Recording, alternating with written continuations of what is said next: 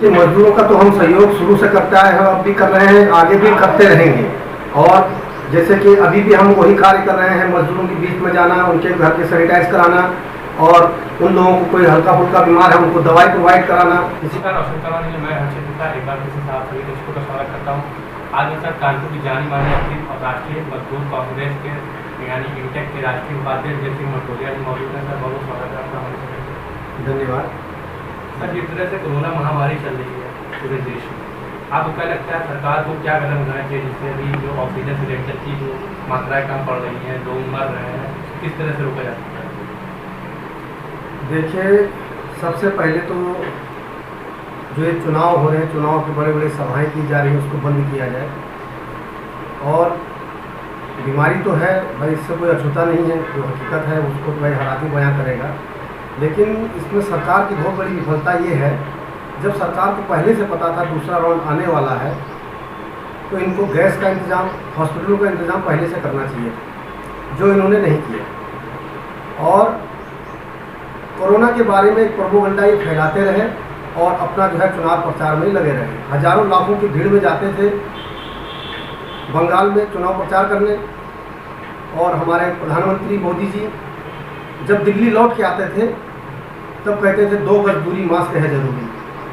क्या जहाँ पर आप चुनाव सभा को संबोधित करने गए हो हजारों लाखों की भीड़ में, क्या वहाँ पर 2 गज की दूरी नहीं चाहिए या मास्क नहीं चाहिए, या उस सबको मरने के लिए झोंक दिया गया? तो ये तो बहुत गलत है। सरकार कहीं ना कहीं पूरी तरह से फेल है इसमें। और जो दिन प्रतिदिन मौतों के आंकड़ा आ रहा है, उसका मेन कारण है जो गैस, मतलब ये जो ऑक्सीजन नहीं मिलना, दवाइयाँ नहीं मिलना।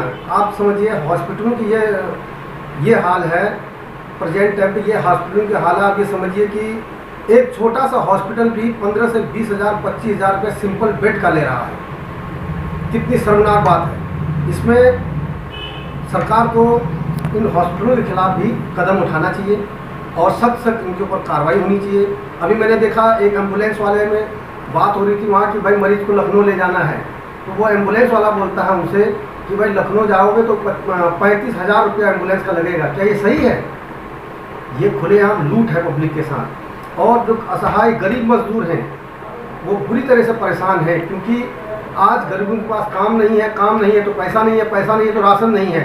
इस कंडीशन में अगर ये बीमारी से ग्रसित होते हैं तो पूरी परिवार नष्ट हो जाएगा। जिस तरह से लॉकडाउन लगा है, मजदूर जो है जब लॉकडाउन लगने के बाद पलायन करते हैं, तो उस तरह से आपको जो पार्टी मजदूरों की तरह सहयोग करती है? देखिए, मजदूरों का तो हम सहयोग शुरू से करते आए हैं, अब भी कर रहे हैं, आगे भी करते रहेंगे। और जैसे कि अभी भी हम वही कार्य कर रहे हैं, मजदूरों के बीच में जाना, उनके घर के सैनिटाइज कराना, और उन लोगों को कोई हल्का फुल्का बीमार है उनको दवाई प्रोवाइड कराना, किसी को ऑक्सीजन की कमी है ऑक्सीजन देना। हम उन्हीं के घर पे उनका इलाज करवा रहे हैं। उन्होंने कहा भैया बाहर मत जाओ, वहाँ तो पैसा इतना नहीं भर पाओगे। जो प्रयास मेरा लगातार जारी है और वो जारी रहेगा। देखिए, लॉकडाउन लगाना ही कोई एक विकल्प नहीं है। विकल्प है आप हॉस्पिटल बढ़ाइए, आप ऑक्सीजन की मात्रा बढ़ाइए, ठीक है। अगर आप रात दिन अगर बंद कर देंगे तो गरीब मजदूर करेगा क्या?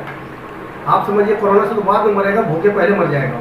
ये स्थिति है आज की। बात की जाए मनमोहन सिंह सरकार में और मोदी सरकार में, तो आप क्या देखते हैं मजदूरों की हालत उस वक्त की और इस वक्त की? देखिए, जब डॉक्टर मनमोहन जी थे प्रधानमंत्री तो मजदूर वाकई में खुशहाल था और लोगों को नौकरी मिलती थी। जो लोग जो है युवा बेरोजगार थे उनको नौकरी मिलती थी, और जो पढ़े लिखे कम थे मजदूरी करते थे उनको मजदूरी मिलती थी। आज ये कंडीशन है, लोगों ने अपना जान बचाना ही एक अवसर समझ लिया और उस जान बचाने को ही एक विकास समझ लिया। आज की पोजीशन ये है। मनमोहन जी ने जो किया अपने देश के लिए वो बिल्कुल सराहनीय काम था उनका। और उन्होंने उनके टाइम पे आप समझिए बेरोजगारी दिन प्रतिदिन कम होते जा रहा था, लेकिन आज देखिए बेरोजगारी दिन प्रतिदिन बढ़ रहा है। और आज की टाइम ये है कि सरकारी विभाग एक भी नहीं बचा।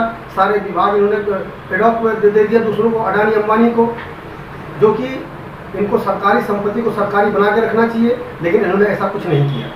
सारी कंपनी को बेचने का काम किया, जिस वजह से जो युवा हैं दिन प्रतिदिन बेरोजगार होते जा रहे हैं। बस एक प्रोपेगेंडा होता है, फार्म निकलता है, फलाना पोस्ट निकल गया है, फार्म भरो, और एक व्यक्ति से 25-2500 रुपये 3-3 हज़ार रुपये वसूली होती है फार्म के नाम पर। और ठीक 4 महीने बाद वो पद ही कैंसिल कर दिया जाता है कि उसको निरस्त कर दिया गया। आप बताइए, पूरे हिंदुस्तान में अगर 10-20 करोड़ आदमी लड़कों ने भरा होगा फार्म, उनका पैसा कहाँ गया? क्या सरकार के खाते में पैसा किस काम के लिए जा रहा है? मनरेगा की स्थिति को आप किस तरह देखते हैं आज की युग में? मनरेगा मनमोहन जी ने लागू किया। ये उनकी दूरदृष्टि थी कि मनरेगा अगर हम लागू करेंगे तो गांव देहात में जो गरीब मजदूर हैं उनको जो है प्रधान के थ्रू या ब्लॉक के थ्रू उनको काम मिले। कम से कम 15 से 20-25 दिन अगर एक मजदूर को काम मिलता है तो अपना घर का, अपने बच्चों का भरण पोषण आराम से कर सकता था। तब भी इन लोगों ने मनरेगा का विरोध किया था। तब भी इन लोगों ने मनरेगा को गलत साबित किया था कि मनरेगा में जबरदस्ती लूट हो रही है, गलत हो रहा है। तब इन लोगों ने एकदम खुलेआम बिल्कुल बवाल कर दिया था कि भाई मनरेगा नहीं लागू होना चाहिए। जब इनकी सरकार आई, इन्होंने मनरेगा लागू किया, तब 25 दिन का था, वो इन्होंने 15 दिन का कर दिया। आज वो स्थिति है मनरेगा की, मनरेगा है ही नहीं, कहीं दिखता ही नहीं, सब कागजों में दिख रहा है, मनरेगा कहीं है ही नहीं। ये मजदूरों की बात है तो आप किस तरह से उन लोगों से करते हैं? देखिए, शहर के जो मजदूर हैं वो फैक्ट्री में काम करते थे और आज पोजीशन ये है कि जब से नोटबंदी से लेकर के कोरोना काल से लेकर के अभी तक की ये पोजीशन है कि जो छोटे छोटे फैक्ट्रियाँ थे सब बिक चुके हैं, सारे मजदूर बेरोजगार हो चुके हैं।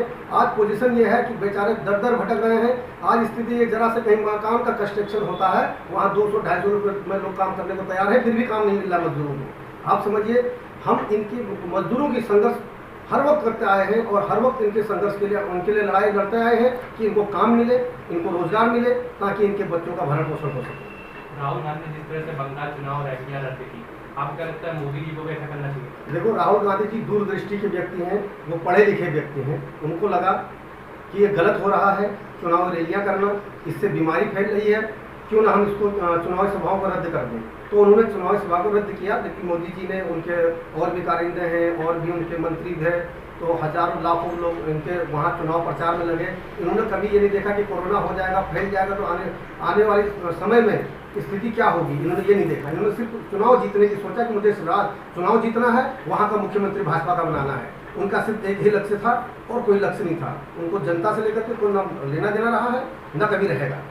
जो कानपुर की जनता है वो आपको एक भावी महापौर उम्मीदवार के रूप में देखती है, तो आपको क्या लगता है आप किस तरह से अगर महापौर बनते हैं तो शहर के विकास के लिए किस तरह से कार्य करेंगे? देखिए, मैं तो अभी लाइन पर खड़ा हूँ महापौर के लिए, और टिकट मिलना न मिलना ये तो हाईकमान के हाथ में है। और अगर टिकट मिलता है, जनता का प्यार हमको मिलता है, तो हम इस बात की तो निश्चित तौर पर हम आपको गारंटी दे सकते हैं कि कानपुर शहर को कानपुर शहर बना के दिखा देंगे। जो आज भ्रष्टाचार है, सारे भ्रष्टाचार खत्म कर देंगे नगर निगम का। आप समझिए, नगर निगम में इन्हीं लोगों को, इन्हीं गरीब मजदूरों को काम मिलने लगेगा जो आज सिर्फ चोरी हो रहा है, छीना झपटी हो रहा है, और तथाकथित अपने ही लोगों को ये लोग ठेका देते हैं और अपने ही लोगों से काम करवाते हैं, जबकि जो गरीब मजदूर, जिसको मजदूरी की ज़रूरत है, उसको मजदूरी नहीं मिलती है। ये पोजीशन है आज की डेट में। कोरोना से बचाव तो जनता को क्या, और मैं जनता से यही कहूँगा, कोरोना से देखो बचना पड़ेगा और मास्क आपको लगाना ही पड़ेगा, और सैनिटाइजर का आप इस्तेमाल करते रहिए, और आपको जब बहुत ही ज़रूरी हो तो आप घर से निकलिए, और बहुत ज़रूरी न हो तो कोई ज़रूरत भी नहीं घर से निकलने की। और मैं अपने मजदूर भाइयों से भी कहूँगा, अपने किसान भाइयों से भी कहूँगा, अपनी सुरक्षा आप रखिए। कहीं पर भी अगर आप लोगों को खाने पीने की कोई दिक्कत आती है, इसके लिए मैं खड़ा हूँ, और हर वक्त आप लोगों को मैं कभी भी भूखे नहीं रहने दूंगा, ये मेरा वादा है। हमारे साथ विजय सिंह मथुरा जी, कैमरा पर्सन निशान अली के साथ, रोशन कालवा न्यूज़ का।